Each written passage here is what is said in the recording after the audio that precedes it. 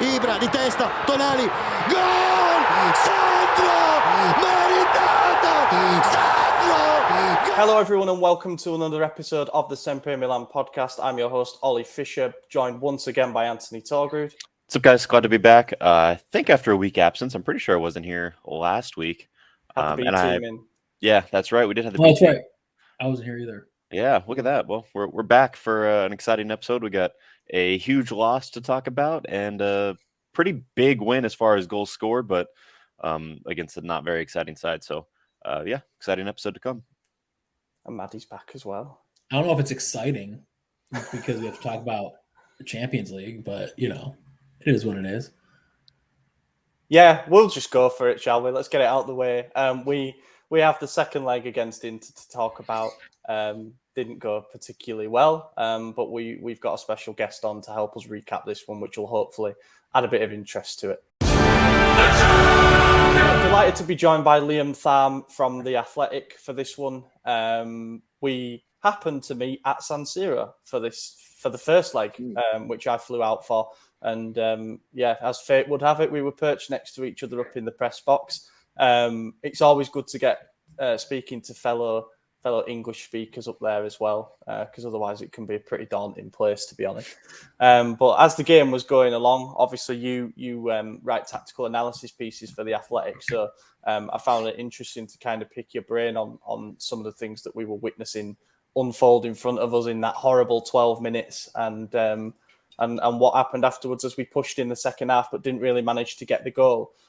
So rather than talk about the second leg specifically, what I want to do is basically just go through the tie overall as if it were 180 minutes. And what I want to start with, Liam, is we spoke about it on the night. Starting lineups.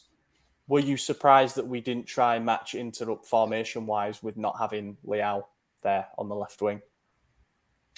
I was. I think partly because it had worked so well in previous rounds. The Spurs game came to mind in particular. I thought negating their front three worked really well. I think it was Klulu, Chow and Kier in that game. So to see sort of even the mix and matching at times of different players, it wasn't purely the personnel at times, it was sort of the structuring as well. And because Pioli had sort of said pre-match that, remember, this is a tie that's played over 180 minutes. I know you've got, it's very different when you've got two very different atmospheres and one game where obviously you've got your rivals being the home team. But just to sort of have that perspective on it where he said, we've got to remember it's sort of a game not to lose before you win it. I think that's knockout football anyway. And then without sort of Rafael to say, your attack has to, I think, be different, has to change slightly. I'm not necessarily going to say it's worse, but you need to sort of configure it very differently. Just off that basis, I thought with two very, very good physical strikers, I think the Tower in particular is particularly good physically and maybe doesn't quite get the credit he deserves for that. But to leave sort of Tomori and Kier, I think it was sort of 1v1 is it's tough. I think it's asking a lot, and Inter really exploited that. Yeah, you alluded to it there. We could see the warning signs from those opening few minutes, I think, and conceding a set piece. Our first corner conceded of the game resulted in the first goal conceded. We've had problems with set pieces all season. Kind of mentioned it at the time. What do you think went wrong there? I mean, it's clear that they used blockers, and it's clear that it caused enough confusion for Dzeko to have a bit of a mismatch on Calabria. But just looking at how we defended set pieces from an outsider's perspective, what doesn't work? Because we've had issues all season long with it.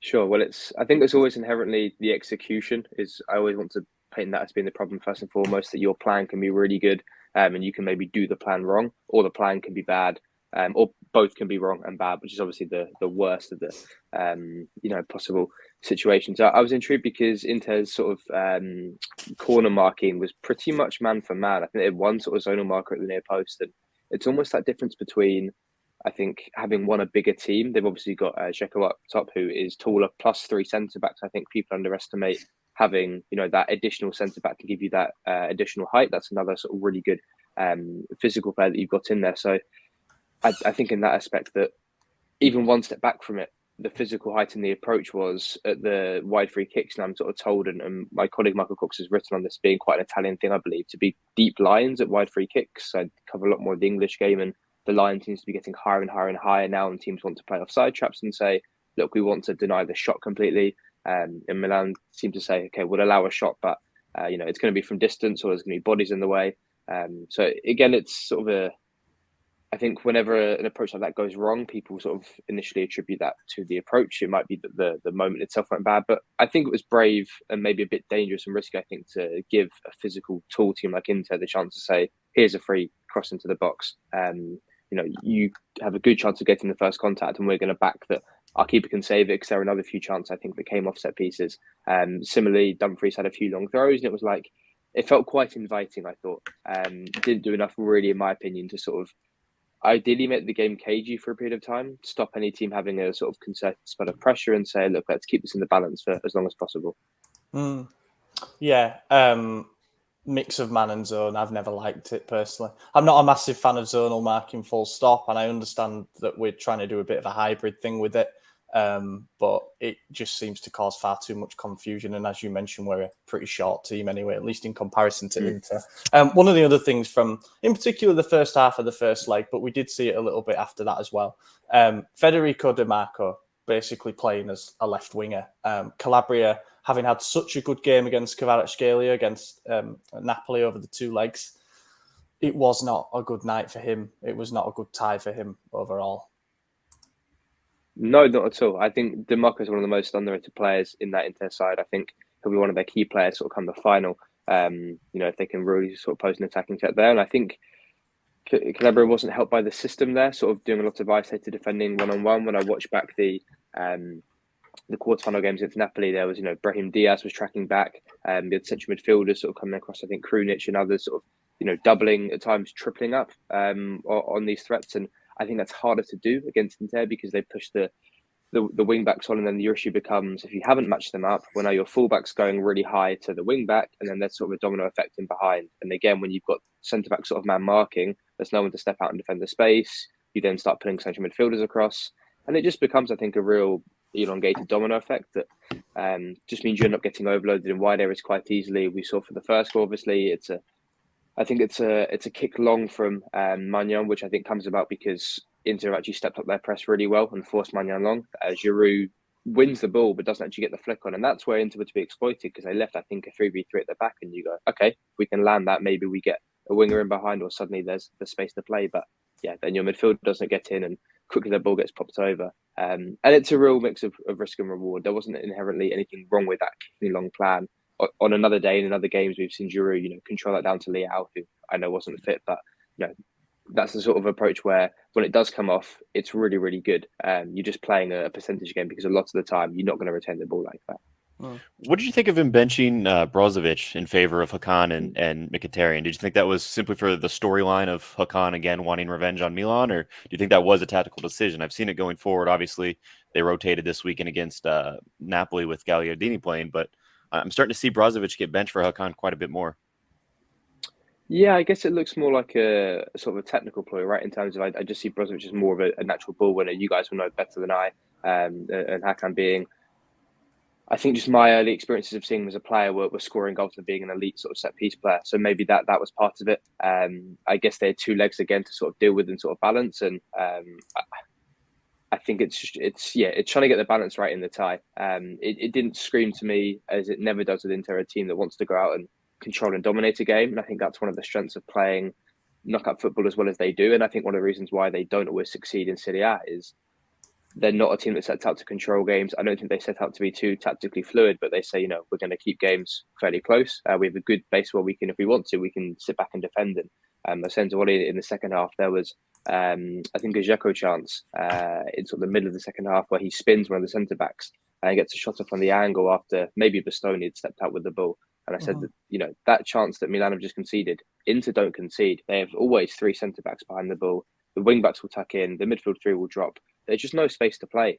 And again, you can then start to switch and you can change midfielders within that. But I think because the game plan is so similar, that at least defensively, it doesn't hugely matter who they've got in there, which is the real strength of the system that I think Inzaghi has coached. Yeah, one of the things that I found interesting that you mentioned, and I hadn't really thought about it like this before, but it was like a light bulb moment when you said it, is about the floor and ceiling of the 2 teams. For example, maybe on our day, our ceiling is close to level with Inter, maybe higher, because we've beaten them in the league already this season, scoring 3 times. We've lost 4 derbies in a row, so that probably proves that our floor is a lot lower than what theirs is. Yeah, I think so. I give Pioli a lot of credit for the tweaks he made at sort of the start of the year. I was at the Olimpico when Lazio beat Milan 4-0, and I was just, my jaw was on the floor at how this Milan defense and the champions were being pulled apart and picked apart in wide areas without sort of being needing too much incision. And then to see the sort of tactical tweaks, I thought was a really brave period when he made them, because it's going into the Champions League knockout. It's at a pivotal point in the season. And I think it's a very delicate and difficult balance, because you've got such an elite player as sort of as a winger, as a player you almost feel you need to and want to build a team around, but that can then come at a cost, I think, of the rest of the team, of building sort of a more well-rounded, more effective system, where I think you probably wouldn't say the same about Inter. So it can be more than reliant on individual players, individual brilliance, which means when it really works, i.e. Napoli away, it really, really works. You can get some really, really good days. And then, unfortunately, I think that then comes with, if it doesn't quite work, or players are injured or players are having bad days, you can get some really, really bad days. And I think when it's going good, everyone's really happy to stick with it. And then when it goes really bad, everyone wants to chuck the whole thing out. So it's just sort of, you have to take the rough with the smooth in that regard. So that's where I think, as a squad and as a club, evolution needs to come. I don't think that's a million miles off sort of that level at all. Do you think the 2-0 loss in the first leg was too much to overcome in the second? Yeah, I think so. I think so early on as well. It's exactly I think the way you wouldn't want to start that sort of game. And I think the second goal coming so quickly, I think you can sort of write off an early goal for a set piece like that. Someone doesn't pick up a player, but the manner of the second goal, and to be fair, it was sort of a repeat game plan where I was frustrated watching Milan tactically, to say there didn't seem to be much change in possession. That into a man marking the central midfielders, they pushed the wing backs high and were saying, okay, our wing backs are going to go and press the full backs for Milan. We're going to man mark in midfield, so we're going to try and cut off everything.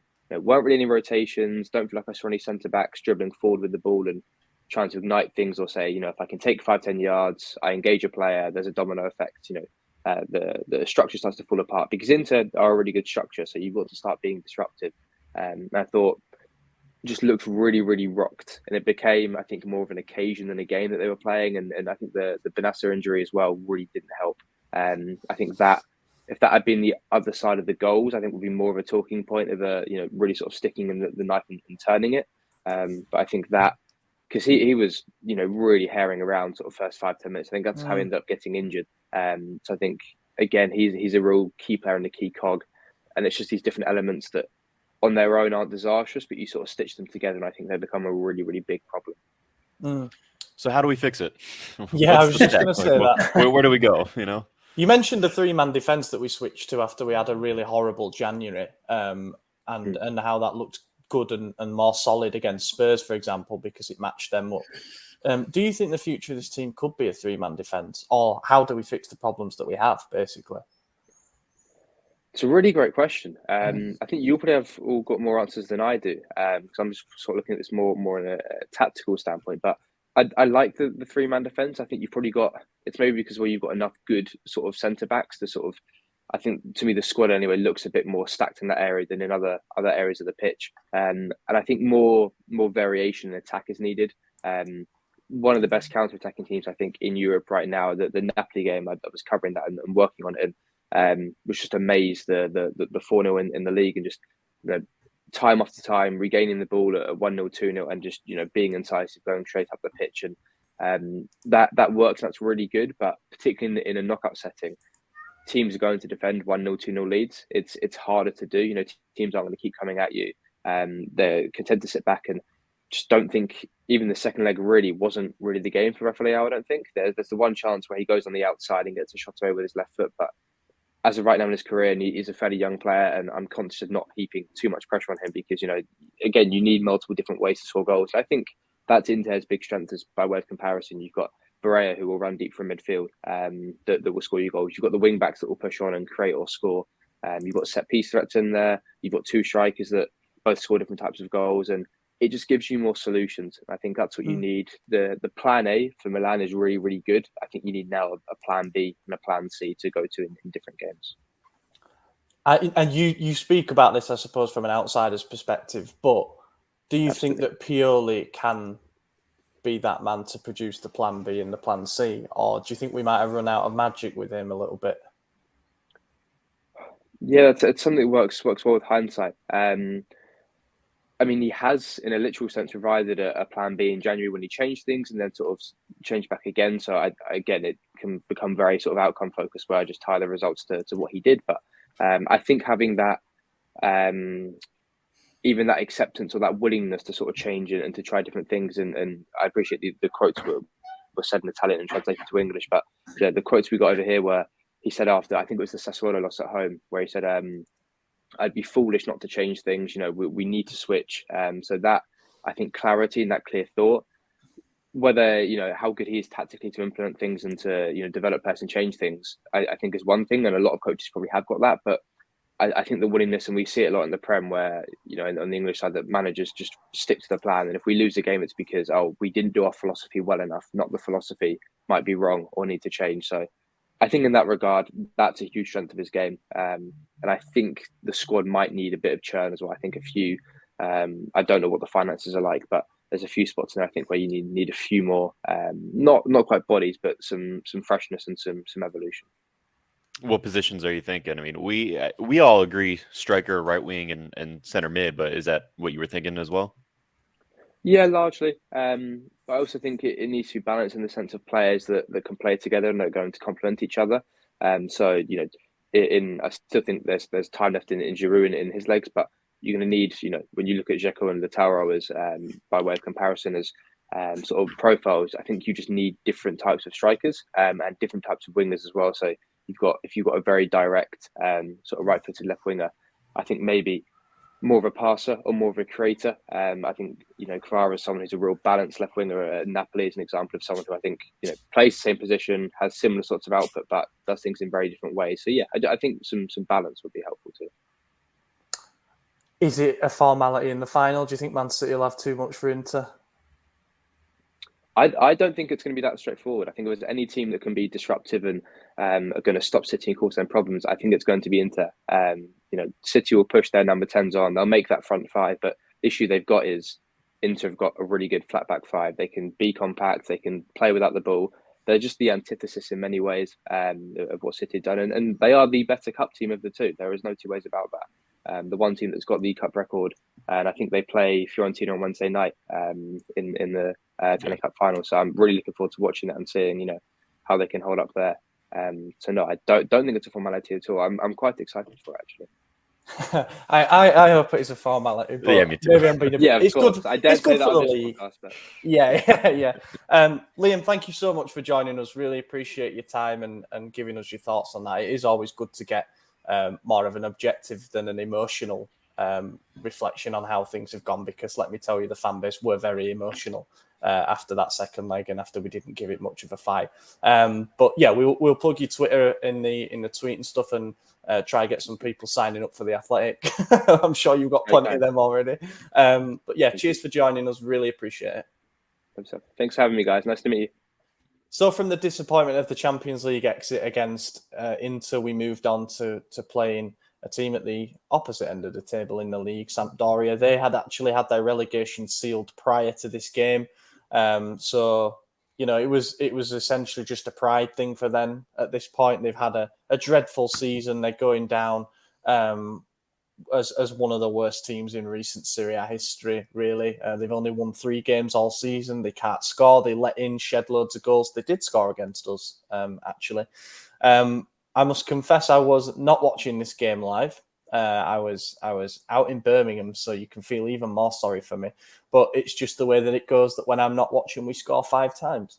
So you can maybe thank me for that. Yeah, there's like 2 games that Gemma hasn't watched all season, and it was Napoli 4-0 and this one. Actually, she missed the Champions League games as well, so she's only missed our victories in 2023, minus the one we went to live, obviously, against Lazio. But I was like, hey, maybe for the future, just don't watch the games. There's We could win. no easy way to bring that up. Yeah. Yeah. But yeah, so this was a really easy game. It was strange, I think, because kind of everyone was already in their heads that like we know what's going to go on. Obviously, this morning with the Juventus news, like there's a lot. There's a change in how everything was going, but at the time, it kind of felt like we were just like we're playing for 5th place. Obviously, a Giroud hat trick, 5 goals, like you're hyped on it, but I didn't really celebrate like I did for goals in other games. You know, I celebrated Napoli's goals against Inter more than I celebrated ours. Same. Like it was just like because all of a sudden things are snowballing in our favor, and it was like, holy shit! All of a sudden, I have hope again, and that's always what kills you. But after our first goal with Leao, I was like, all right, cool, like great, he's doing it. And then they equalized, and I was like, yep, that's exactly what I anticipated. First goal of the entire season for Fabio Quagliarella. I can't believe that too, because Didn't he score like 25 2 seasons ago? Yeah, he did at the age of like 36. Yeah, something wild like that. I don't understand why he didn't really celebrate. I don't get what that's all about. But I think it was because they've already been relegated. Yeah. Oh, yeah. I think that's why we didn't celebrate either. Almost like made me more upset than it did happy because he hit 10 goals that game, and then now he's at 12. And people are like, oh, he had 12 goals. That's a decent season. A quarter of those came in one game. Against a team that are basically second division. Right. Like actually, it's not a quarter of those. I could tell you the exact amount because I looked it up. It's 37% of his goals this season have been against Sampdoria. Oh, he scored 4. I said this game, not against this team. Just yes, but you're right. But still, that's it's almost ridiculous 50% of his goals. Like, get the fuck out of here. I think that first game against Sampdoria, they really give us a bit of a scare. Like they were shocking then, but they equalised. I think Juricic scored in that, and we needed a penalty that I didn't even appeal for at the time. It was like a really weird close range one from a corner that Giroud tucked away. He tucked away a pen in this one as well, which is good because I don't have much faith with him when it comes to penalties, not after that Napoli miss. Which is funny because that's his only miss for us as a penalty taker. Oh, is it? Yeah. Or is he on like 11 out of 12 then or something like that? Something like that, yeah. Yeah. Can't have any arguments about that penalty either. It's hard when there's 6 goals to think about. It isn't. You know, looking at theirs, Teo went fucking sliding. He got absolutely destroyed. And then you see Tomori go for a slide tackle right after that, but he wasn't even near the dude with the ball. Like, it was a weird. It was like FIFA. Like you press the slide tackle, then you switch player and press it again, and just hope for the best. And then it just left them open. And like, obviously, Tomori's man, he left him. So Macias is picking him up, who, as we know, is not a defender. He has no business defending. He has no business attacking either at this point. But that's what he was doing. And it was easy. Mike has been a little shaky this season. Obviously, he's had the longest injury of his career, so he gets a little bit of a pass on that. But I was just looking at the clean sheet stats, and I wasn't looking. I was thinking about them, and I think Tata has more clean sheets than Mike right now. I could be wrong. I don't know. Don't crucify me. But it just seems like we haven't. Yeah, genuinely. Which I know he needs help from the players in front of him as well. But and this is controversial. I think he should have done better for that Lautaro goal. Like he got beat so easy at his near post. But maybe I'm. Well, I think he was going the wrong way at first. I can't remember. It's been a while, but I think he was going the other way because the Lautaro got the ball passed to him on the outside, and I think whoever had it prior, it was Lukaku. Was lining up like he was cutting inside. So I think Mike just kind of took that step, and then it was just too late for him to get back. That's what I'm going to go with. But, potentially. Yeah. It was a hell of a shot as well. It was precision, it was power, and everything. We've lost Maddie for the time being, but I'm sure he'll be back in. What I did want to talk about, that 4th goal. Nice. Finally, a flowing, passing, attacking move. Pinging the ball about from midfield to forwards, and Tonali squares for Brahim. Yes, it was Brahim. I was like, I can't remember who it was. That was a nice one. One thing about it, though, is you look like Saelmakers makes a great pass to whoever got the assist. Was it Tonali? Tonali. To Tonali. It absolutely was meant for Brahim, that pass, and he scuffed it, but it worked out better that way.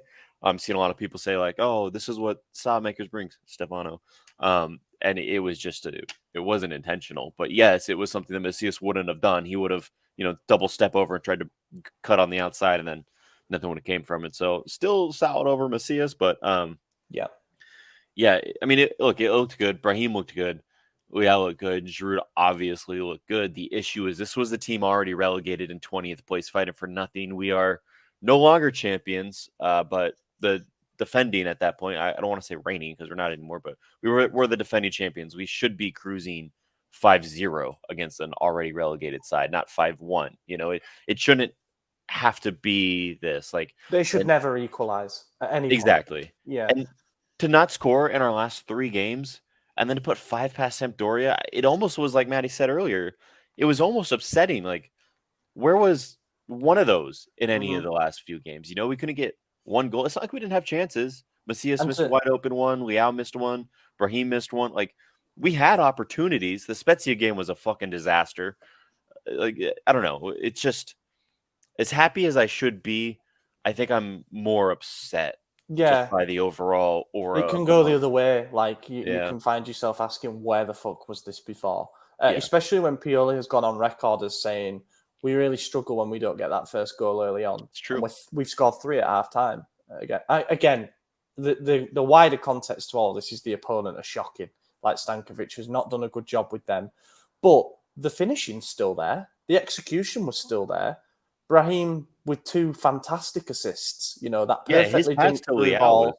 And that perfect cross for Giroud as well. And Giroud's finishing was there. He finally bullied a defender who's bigger than him in Neutink for his second. Something about that cross from Brahim. Well, Leao took that corner. Leao's never taken corners for us, or doesn't take corners for us too often. But Leao took that corner. Obviously, he took it short, so it didn't make a difference. But he's got the best shot, the best curl on the team. He probably should be taking them over Tonali, who never beats the first man. And at least from that side, he's taking an in-swinging corner, which, as Baderas told us a million times over, causes chaos, creates goals. Like, that's what we struggle against. It almost makes sense to put Leao there because it's not like he's scoring a header. He's done it twice in his career against the same team. I don't know. Maybe that's an idea to go for in the future. Like, you saw Ronaldo taking him. I don't know. It just makes sense. With Brahim as the short option as well, I mean, he's not going to do anything else, is he? Because he's 2'3". Once you get that short option opened up, either Brahim can whip in a ball, as we saw, or you can give it back to Leao, who then gets a better angle for one on his right foot. And Leao could even score goals like that. You know, just whipping them in towards the far post. It either gets a touch and goes in, or it goes past everyone and in. Well, I'd like to see more of it. The only thing is, it might become predictable and easy to defend pretty quickly. But you know, there's sometimes no negating for quality, and we need quality from set pieces. Chiao had a header, for example, as well. We could have had another one from a set piece just prior to the. Giroud had a couple saved headers as well. Yeah, I mean, Giroud wanted that hat trick more than anything because he stole opportunities from players that had much better chances just so he could get that third goal. And eventually he got it, thank God, then other people were allowed to play. But and then we go on to CDK again. And look, I got some heat for saying it, but that kid stinks, man. He had 12 passes and less than 50% completion. I can't remember, but duels 0 out of 1. Dispossessed a few times. I can't remember, but he did nothing again in his entire cameo against a team we're up by 5 goals on. He was already relegated with nothing to play for. They're just getting they're getting dog walked more than any dog's ever been walked in the history of walking dogs. And CDK doesn't care. You see Salamakers yelling at him like, "Go forward, run, make a fucking play!" Like, and he's just playing deep line again. Like, that's what I'm saying. Play him as CDM. If he's not going to attack, play him defensively because that's all he wants to do is sit back. He's afraid. So change it up. You know, we saw Hakan move from an attacking midfielder where he was successful with Inter to this deep line playmaker in the Brozovic role, and he's still successful. He's still more successful. So maybe we need to take a hint. You know, like, we need to adjust things. Like, we talked about this plan B, this plan C. We're not implementing any backups. We're just trying the same thing over and over again, and it's never worked. And I can't believe I'm this angry ranting about a 5-1 victory, but there's just so much work that this team still has to do, like, to get to the finished product that we saw last season. You know, there's a lot going on, but I think we're going to get lucky in the end. But, you know, there's been an interesting change in the way that De Ketelaere has been spoken about in the media as well. Pioli, for the first time after the game, I would say, didn't really defend him. He got asked about him and what the future holds for him, with some of the rumours that he could go out on loan this summer. And he just said, I don't know. What happens. Whereas before, I think he's been pretty vocally like, we believe in this player. He'll keep getting opportunities. And I think that's more I think maybe he's at the end of his tether as well. This is the thing. I've criticised Pioli all season for his handling of certain players, particularly the new signings. He's thrown them into difficult situations. Like you throw him in 2-0 down against Spezia. It's hard. Like if the starting players were not able to unlock the game, to throw on a kid who's low on confidence it's tough. It's not exactly going to click like that. But then if you can't get anything going, 20 minutes, 5-1 up against a team that's bottom of the league, it just everything points back at you. Then you've got to at least show that you want it. And maybe if he had scored the goal to make it 6-1 and it was a tap in and that was his first goal for the club, it wouldn't have been that memorable. But he's not even getting anywhere near the positions to affect play. I'm not even talking about scoring. He's this is not what we bought him to do. And we bought him for a lot of money. So it's definitely not 100% Charles's fault. And who knows, another full pre-season might change things. He might develop some chemistry. We might find a different position for him, as AJ says. But at the moment, things look pretty fucking bleak.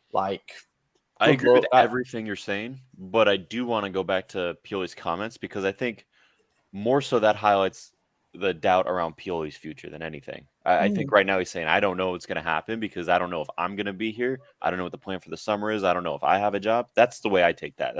I think he's under enough fire that he might not even be included in those plans. Maybe to him it's been communicated that unless you finish second or whatever, you're done. Nailed on now at this point. Yeah, right. And we'll get to that pretty soon in the next preview. But the talking point for this week is then Maldini comments after the second leg, so we'll get onto those as well. We'll just cap this off with top and flop, I guess, and say job well done, and on to the next one. Hopefully Verona at home, which obviously comes after the Juve game, is as straightforward as that. They may be relegated or they may have something to fight for. Not sure just yet. A lot depends on this weekend. Top of the match for me, I'm presuming someone's going to pick Giroud for his hat-trick. So I'm going to say, got to give credit where it's due. Brahim, 3 goal contributions, 2 really, really nice assists, and a bit of a tap-in for a goal, yes. But in the interests of balance, have slagged him off for weeks. Thought he was anonymous against Inter. That was one of those games where I think he showed that he can cause problems for teams where we need to break down a deeper side, but we just need to see it more consistently. Yeah, I think that's a really good pick, and I want to pick Leao for this, but I am going to go as Giroud. It's hard not to pick the guy that scores a hat trick. I do think he had a nice header for the first one. The penalty's a penalty. It was a great penalty, but penalty's a penalty. So, you get an 80% chance to score every penalty you take, something ridiculous like that. So that one doesn't move me as much. The one that does move me though is the third one that he got for the hat trick. I thought that showed something that's been lacking and missing from him for a while. He was under pressure. He was getting tugged. He didn't just go down and throw his hands up and say, hey, give me a penalty. He didn't do that shit that we see every day. He actually fought for it. And while being pulled down, he was able to switch his body to that sideways scissor kick to score it in. Obviously, it was point blank range. The goalkeeper was already on the ground. It was never not going in. But the ability to switch up your entire physical stance or whatever to hit that ball like that while being tugged down, while being tossed about, that was impressive to me. So I'm going to give it to Giroud for that one goal. We finally saw him bully a centre-back.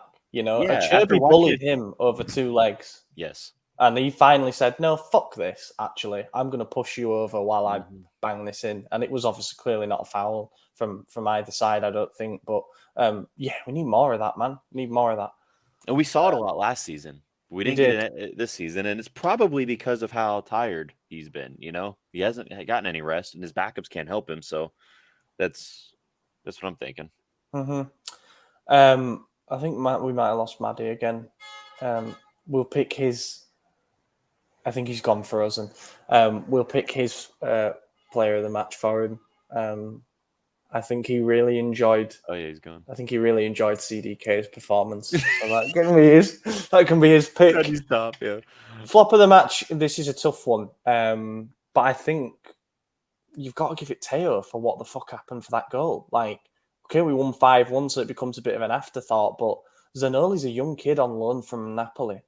You know, he looks promising. I wouldn't mind having a look at him as our deputy right back for next season, actually. Not that Napoli would probably sell him to us, but Christ, like, he got rinsed. Yeah. Yeah, it's got to be him for me. Yeah. Looked like a loser in the Olympics. I mean, he went just gone. Yeah, so I'm going to give it to Teo as well. Yeah, got to be that. Let's move on then, shall we? Juventus preview. So at the time of recording, I think you mentioned it earlier, the federal prosecutor has asked for an 11-point penalty to be given to Juventus. We didn't know if it was. We knew it was going to be less than 15.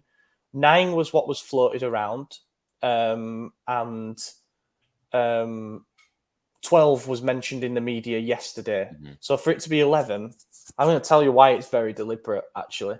Presuming that they win their game in hand tonight, which is against Empoli, they should win that. Yeah. They will be 3 points off us with 2 games to play. And providing that we don't lose by 2 or more against them, we'll have the head-to-head on them. So that basically means that Champions League will be tough for them, providing that we don't lose to them. Mm-hmm. Or if we do lose to them, we lose by a goal, and then we just beat Verona, and we're fine. So it's not so deliberate that it's like you are definitely out of the Champions League, because they couldn't do 15 points again. It had to be, an amount around 11, 12. Yeah. But it's also like, it's kind of still in your hands if you want to finish 4th, and then see what UEFA want to do. But I think that's the reason for it, to be honest. And now this is a golden opportunity. You've got to presume that it's going to be upheld. It was last time. They might try and appeal it, but this time... Can they appeal a second decision? I don't think so. I'm not sure. There were reports at the time of the 15 points being overturned saying that they're likely to appeal any new sentence, but I don't see how when it stops then, right? Because the salary manoeuvres case is penciled in for June. So we need to move on from this and on to the next thing, and then we'll see what's going on. Because that could be an even heavier points deduction, could be looking at a relegation type thing. Either way, Juve are resigned to not being in the Champions League next season. They've actually got a fan. She's an outspoken fan who's on the FIFA control board, and she basically said these sanctions are being designed to make sure that Juve don't get in the Champions League, and UEFA also could exercise their right to issue a ban. You've also got to factor in that UEFA hate Juve at the moment for the whole Super League thing. I think we're looking at finish 5th and we're in. Yeah. You know what I mean? 5th, like 4th with the deduction, but basically just finishing the top 5 and we're in until that penalty is officially confirmed and shows up on the table. Yeah, I think even without the penalty, I think UEFA is going to give them a Europe ban. That's why I'm not too concerned about it. I mean, I'm thinking if the table stays exactly as it is right now, final day of the season, I still think we're in. I think we're going to have that no problem. I do think Rome is probably going to win the Europa League and get in that way as well. Oh. So I wouldn't be shocked if we have 5 teams in the Champions League next season and none of them being Juventus. I think that would be just sweet. I would love that. Oh, that's it. I think it's hilarious that the original penalty was 15 when the day prior to that ruling, the prosecutor, the judge, or whomever requested 9, and they said, no, let's do 15. And then that gets appealed, and they say 15's too much. So he goes, okay, you originally requested 9. How about 11? I think that's great. I love it. So, and it, like you said, it's deliberate to keep them out of the Champions League. This still gives them an opportunity to get there, and then UEFA can stop it at that point, which is almost worse. It's almost meaner to them. That's morale crushing, and I'm so happy for it. Hopefully there's a fire sale, because there are a few players on that team that are worth salvaging. We'll see what happens there, but I don't think we're necessarily out of the woods yet. Roma has a game to play today. If they win, they're only 2 behind us. So it's not like we're guaranteed to finish in at least top 5. Like, there's other things that could happen. Atalanta's only 3 behind us. If they beat Inter, we'll have the head-to-head on Atalanta, obviously, and we have the chance to jump Inter as well. But beating Juventus is not guaranteed. Not in the form they're in compared to the form we're in. They've in 2023 they're a significantly better team than we've been. Obviously, we beat them 2-0 earlier in the season. We beat them last year. We drew twice, but the year prior we beat them, and the year before that we beat them. We've been in this form of Juventus is no longer Superman. They are a team you can defeat. They've been beaten 8 times this season already, and we were one of them. So we could do it again. It's just a taller ask, especially without Benacer. But I do think we match up pretty well against them, and the team is going to want it more than anything now. If this ban goes through today, tomorrow, whenever it is, like we expect it to, or sorry, not ban, deduction, that's going to either push Juve on to do better, to say even with your ban we'll do it, or it's going to crush them and say we can't avoid this. It's impossible. They're everything. It's a campaign against Juventus, and Allegri's already started that. Of course, he's got a campaign against Wojciech Szczesny right now. Like, it's ridiculous. I wouldn't be surprised if Szczesny says, you know what, fuck you, Max, and just lets in a few to Empoli tonight. Anything can happen. It's Juventus. It's Juventus. So yeah. Not happy camp at Juve, and also not at Napoli as well. It's quite funny how they've been sort of blowing themselves up as well. Serie A teams cannot keep it together. Yeah, after the title, man.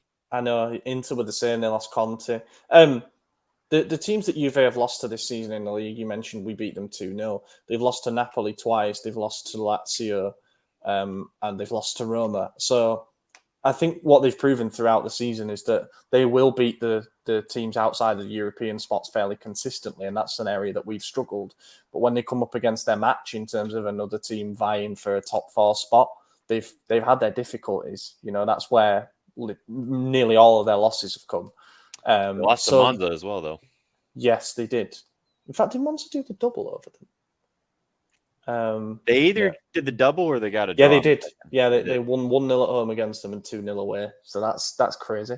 But yeah, I think it just shows they've had difficulties against teams that are their match. They lost to Sevilla, obviously, in the Europa League as well, who, the Europa League is their thing. Yeah. But I think it just proves Allegri still against the teams in and around Juve can sometimes struggle to come up with solutions. I think we go into this. Well, let's do starting 11 first. What kind of an 11 are we fielding for this? I'm going Mike in goal. I'm probably sticking with Calabria and Teo, I think, still. Yeah, I'm sticking with, honestly, the exact same lineup from... Yeah. I think that's the lineup for the rest of the season at this point.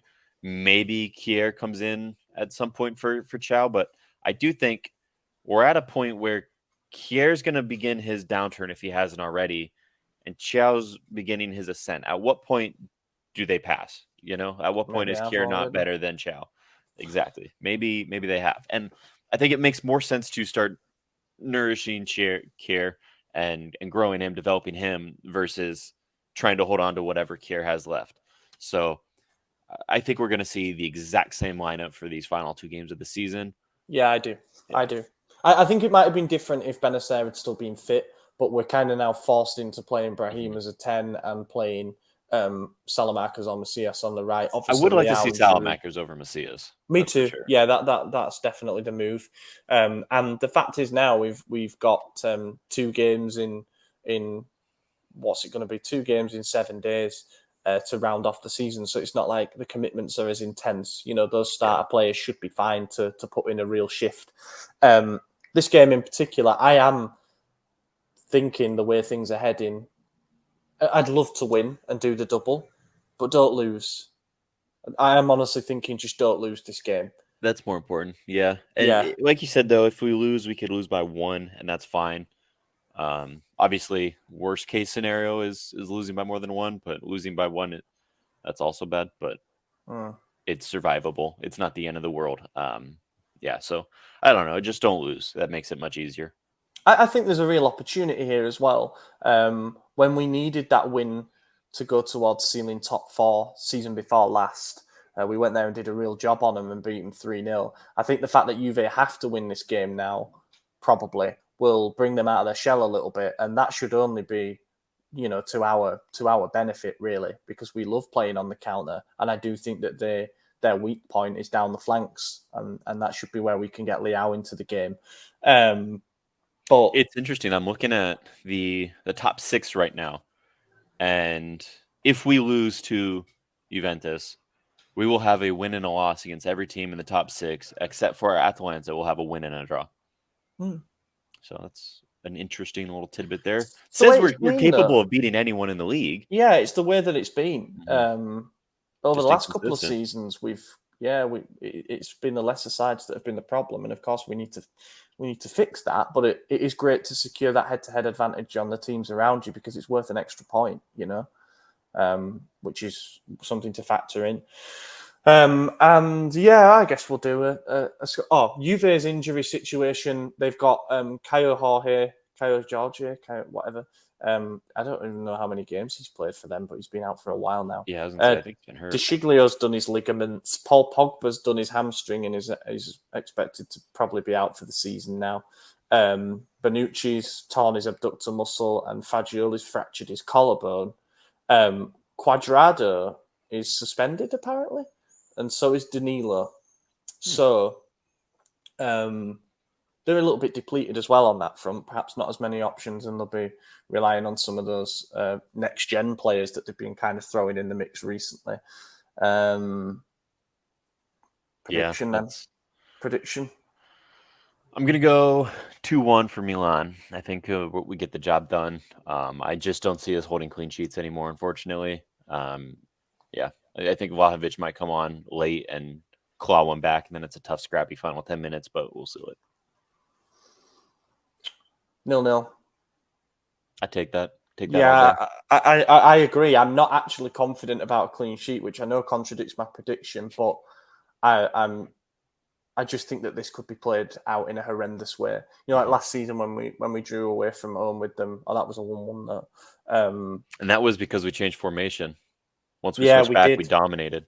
Yeah, we did, and we should have won that with Kalulu's late chance as well. I'd like to think that we can get them on the break though in this and score a goal, because I think if we score 1, I'd back us to keep them to less than 2. Emotion's going to come into this, I think, a little bit. We'll see how frustrated Juve are. We'll see if they down tools or if they fight harder. I think a lot depends on that, but I just hope our boys are fit and ready and fancy this. Right, let's move on. Talking point. I mentioned earlier in the episode that Paolo Maldini said some interesting stuff after the second leg against Inter. I've done a feature on this. It was like a reading between the lines type thing where I picked out some of his key comments, but I think it would be wrong not to bring it up on the podcast as well. So I'll just read you out a sentence from his quotes, and you can let me know how you perceived it maybe. He was asked about the 2 derbies against Inter, obviously, and he said, the gap is real. It hasn't been a contest in the last 4 games against them. Today we played a bit better, but it was compromised by the first leg. It's Inter's way of playing that bothers us, and we're unable to find countermeasures.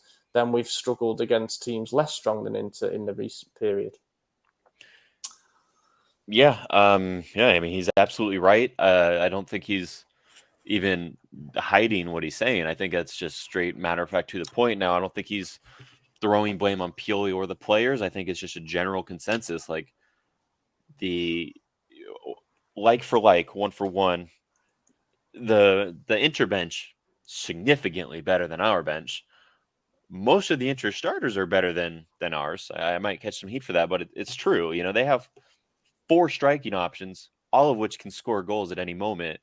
We have 3, 4 if you count Zlatan, who's played 4 games this season, less than 90 minutes total. Player like Brozovic on the bench, man.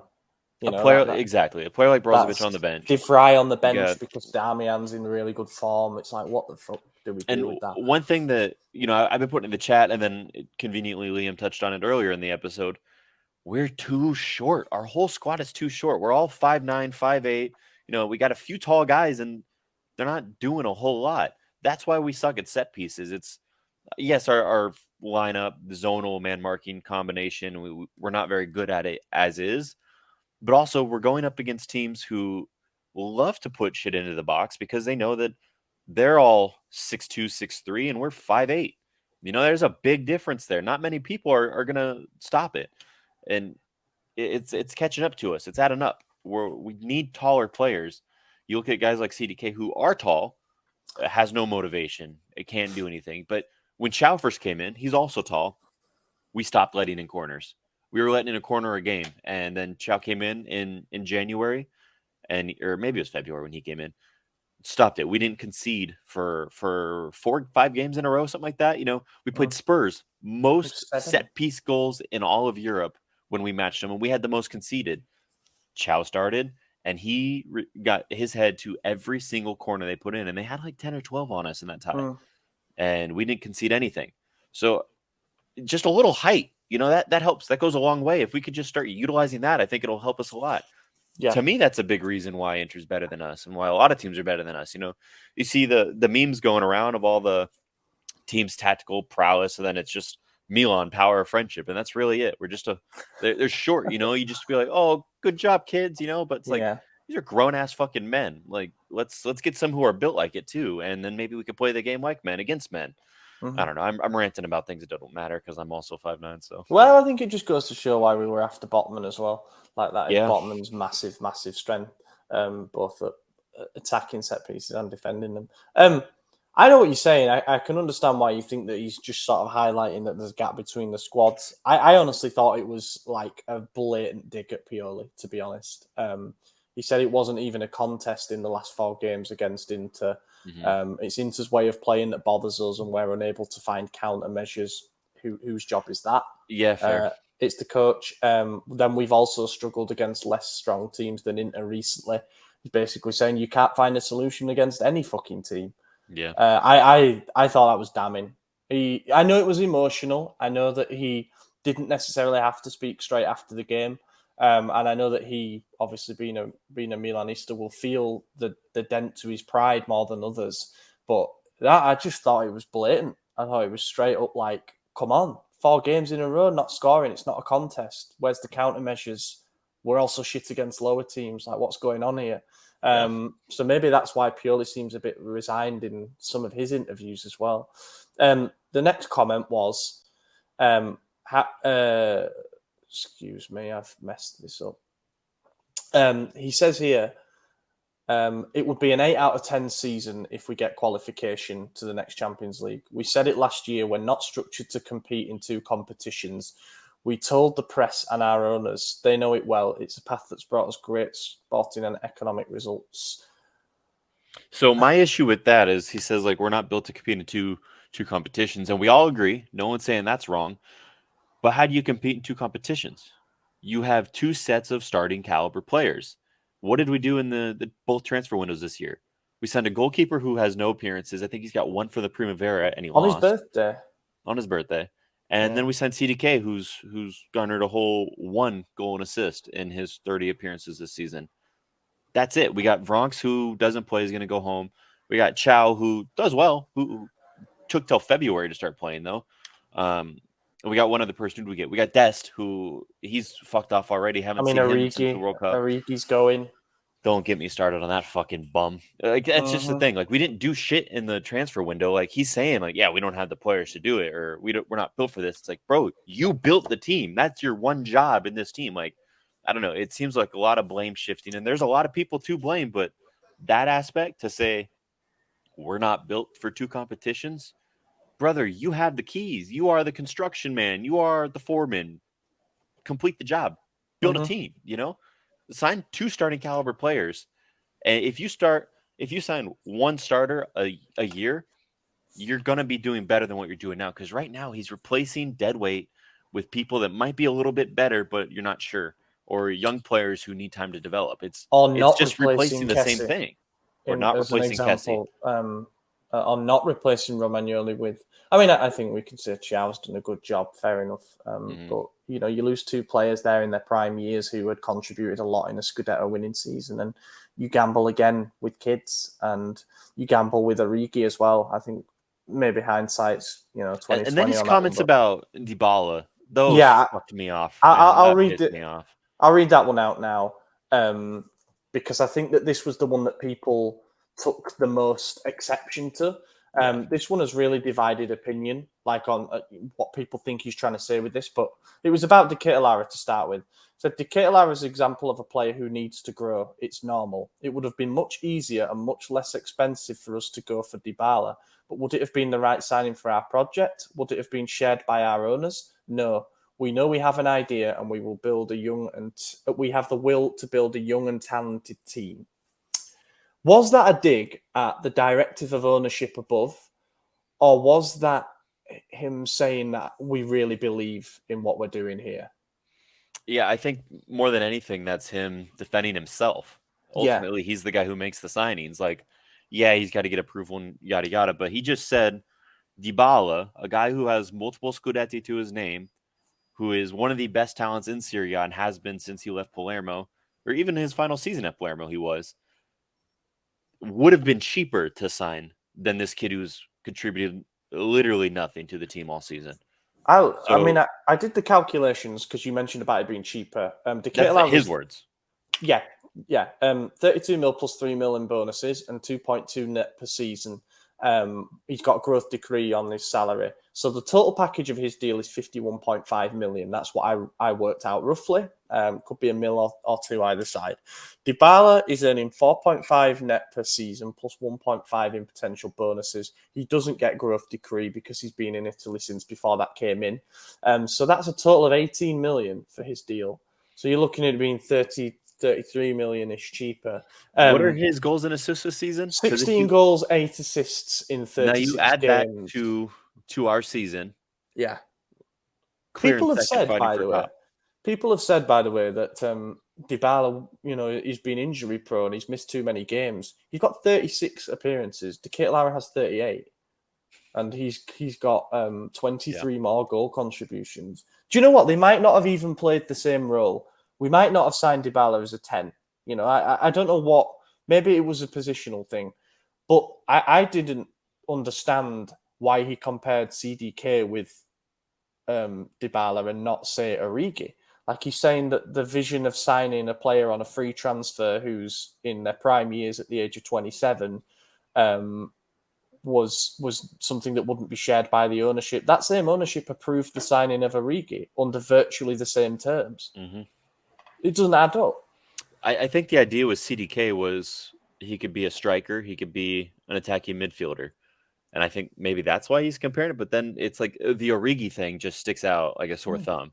You mentioned how he said he wanted to take a chance on him, but Moncada and others had led him towards, who was it? Was it Julian Alvarez, or there was another young Randall Colomani. Colomani was the one who another Moncada player who's really done wanted. so much better than Origi. And it's like, so we're turning down the young, promising talent that fits your ethos for Origi, but then you're turning down the guy who actually is proven that matches Origi's age for a guy who has nothing, that's younger. And it's like, and then you're gonna try to say it's all part of it, but the two things contradict each other. And look, I'm not saying Randall Colomani was the answer, because I didn't know who he was last summer, and I definitely was hyped on Origi. I thought he was a great idea, and I was wrong, and I'm okay with that. I also thought CDK was a good idea. I bought a shirt, and I was clearly wrong on that. But my job is not sporting director of one of the most prestigious clubs in the world. That's Paolo Maldini, also one of the greatest players to ever exist. He should do better. He should know better. So the interesting thing, and this sounds like me being pedantic. Maldini's not the sporting director; he's the technical director, which means it puts him one rank above Massara and obviously Moncada. And the reason that that's important, I think, is because he has the final word on transfers. And the information that we got last week, there's an article about it on the website, is that the incoming CEO, Giorgio Furlani, was actually the one who said we should go for Dybala. He actually led some of the talks himself and said this is a great opportunity for us to strengthen. And Maldini said, didn't say fuck you all. He said, I'm going with my gut. But that's what, when you're the technical director, when you're the man who has the final say in every player that comes in and out, you've got to take the criticism that comes your way when you get them wrong. I think we know that Moncada has put players in front of Maldini that he's probably turned his nose up at and said, who on earth is Enzo Fernandez kind of thing. Moncada's track record is almost fictional how great it is. Like, there's no reason anyone should get everything right always, and yet Moncada does. And the guy who hired him doesn't listen to him. Now, that's true. Now, it's not always easy to sign. Excuse me. It's not always easy to sign players from South America. Sure. You know how difficult it's going to be, for example, for whoever signs Retegi, because there's like 50% rights for both teams, and you've got agents to negotiate with, and there's sell-on clauses, retention clause. Like it can be difficult, but I think you've just got to trust the bloke with the really good track record. And just try and go for it, especially when the alternative is let's wait for Renato Sanchez, Right. Well, and you look at Maldini's record, he's gotten hits on just about every single defender. Ballatore is obviously a miss, and Dest I don't even count because that was like, okay, both their right backs just got injured on the last day of the window. It's just grab who's available. I get that. So that's fine. But he got Tomori right when Tomori was working. He got Kulu right when he was working. He got Chao right. He got Teo right. Like, if Maldini says something about the defense, trust him. Greatest defender in history of the sport. But if Moncada wants to talk to you about a striker or a midfielder or a winger, sit this one out, Chief. Let Moncada do the work.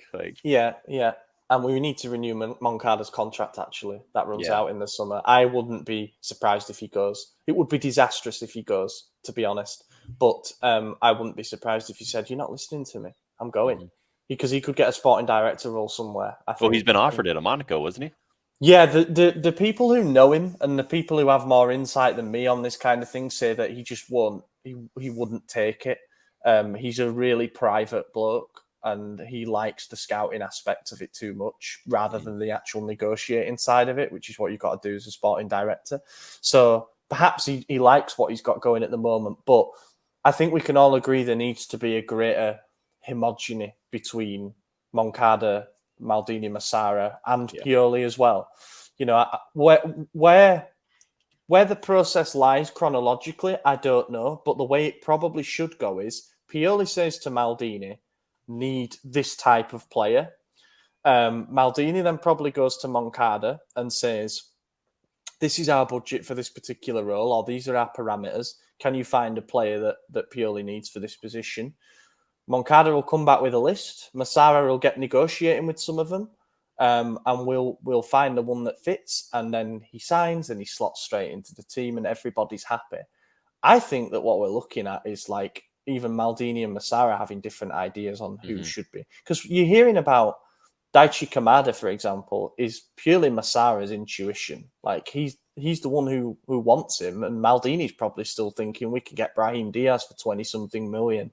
Like, there needs to be some kind of, as I say, homogeny. Like it needs to be a fine-tuned machine. Because if you get to a situation where you're signing players after a Scudetto winning season that Pioli has virtually no intention of using, that is a wasted summer, and it will result in a wasted season. And that makes me think, like you just said, they're not communicating. Pioli didn't have a say in these signings. Pioli didn't want CDK. Like maybe that's what it was. He's like, I didn't ask for this guy. I didn't ask for Adley. Like, what am I supposed to do with them? They don't fit the system I'm creating, the system I want to work with, And you got to wonder if some of the rotations. I will never accuse a manager of trying to highlight his team's own flaws. However, he's made it very apparent with the rotations and stuff and the results that came after that the depth options are not good enough to win games against even the bottom sides in the league. You know, some of these players are Serie B level depth players. And I think there's maybe an element of deliberacy to that. It's like, this is what I'm working with. Interesting summer awaits anyway. Wrap it up, shall we? All good? Do we have any questions we want to go over? Shit, we do. I forgot because we've got the... We did the questions one last week as a separate. Juventus are beating our Primavera 4-0, by the way. So. Okay, well, whatever. Ramil Khan has a gut feeling that Maldini goes all in for Scamacca, as a loan with option to buy. I think you're right. Balogun, Thuram, or even Okafor would suit our style better. Yep. I agree with everything in that message. I mean, it wasn't really a question, but yes, spot on. I agree. I feel you. I trust what Liam said earlier in the episode when he said you need variety from your strikers. So if we've got our target man locked up for at least another season in Giroud, and he's going to be useful in certain types of situations, maybe against you Sampdorias, then we need to sign a different profile. Scamacca is, well, he's got the knee injury at the moment that he had operation on, so there's doubts about that. But he's another big man, ultimately. So what we're going to do, double down on lumping in crosses? I think I'd rather have a centre-forward who's pacey, powerful, good at stretching the lines, good at creating space for others, can develop some chemistry with Rafa and Teo in the midfield. Balogun probably fits that mould. You know who I want. I want Elyawahi, but we'll see what happens with that. I don't think it's coming. I'd like Wahi as a replacement for Rebic, but I'd find it hard to imagine us investing a large sum in two forwards. I think it's what we need to do, but I agree we won't. Yeah, we won't see it happen.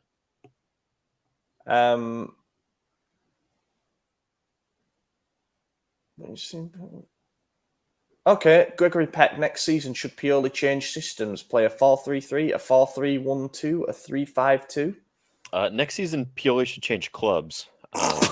I'm not anticipating him being here next season, to be honest with you.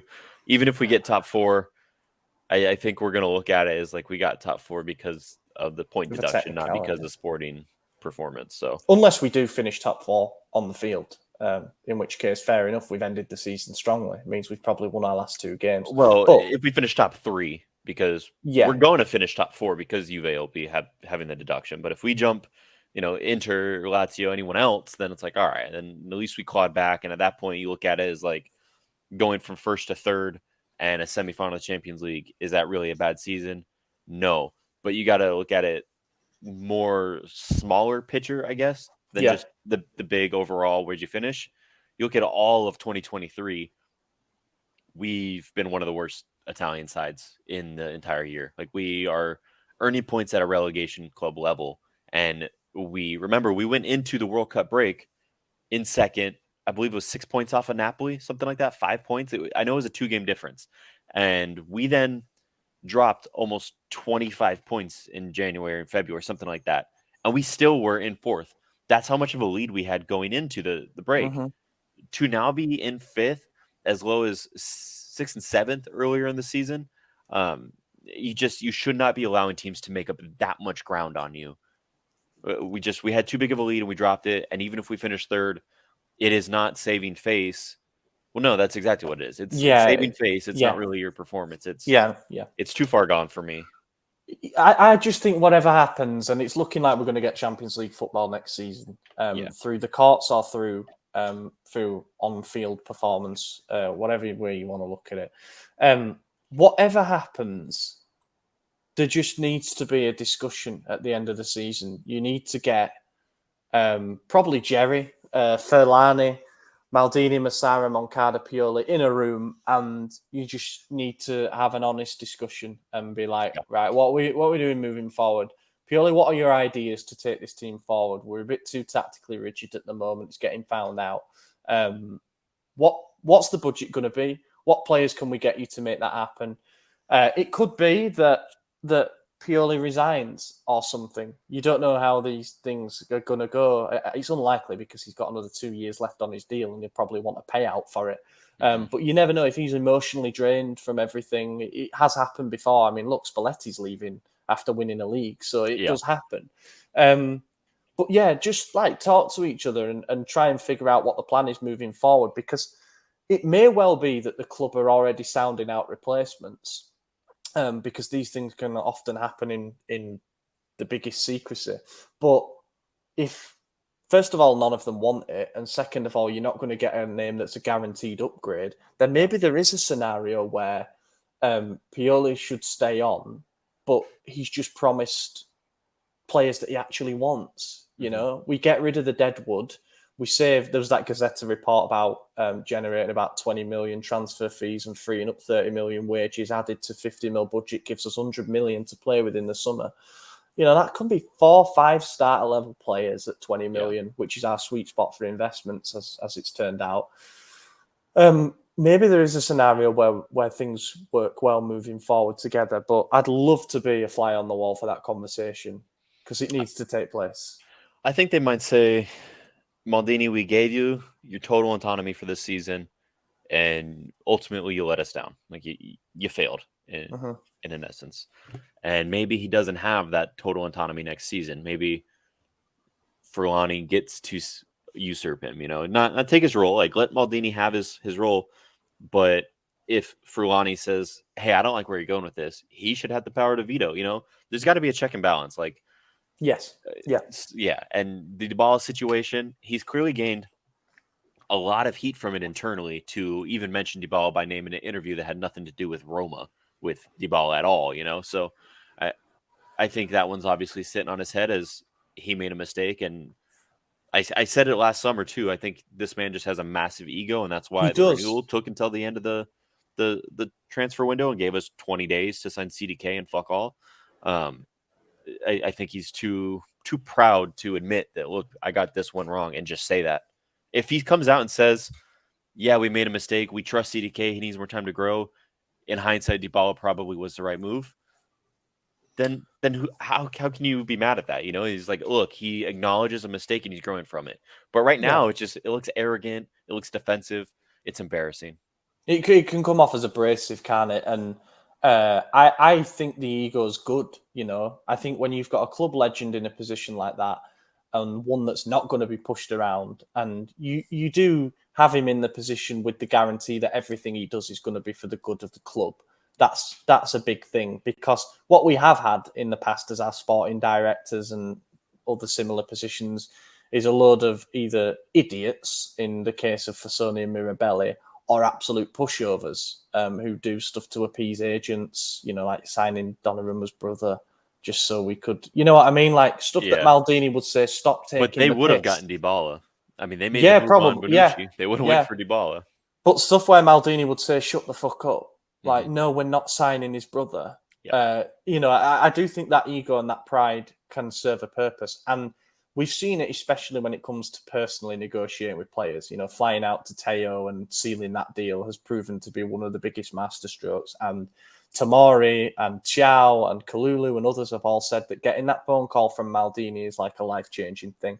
So there's all that. But I go back to what I said before, like, it needs to work as a cohesive unit, like all the directors and the management. And it'd be interesting to see what the summer budget is. Final question, what are your thoughts on potentially signing Firmino? We got a couple on that. I've never been a fan of him, but I see where he fits in with the system.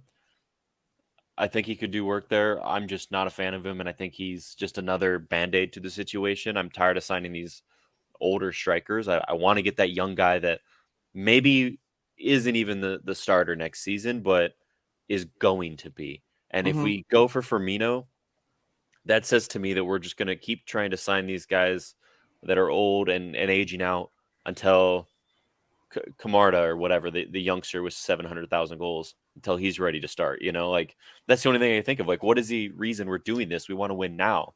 So I don't know. Yeah, we've been linked with Firmino's 31 now. Arnautovic seems to be a pretty concrete link, and he's 34.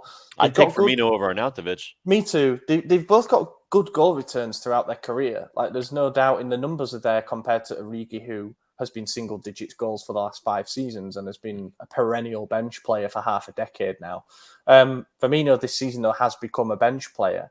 Do you really want to do that again?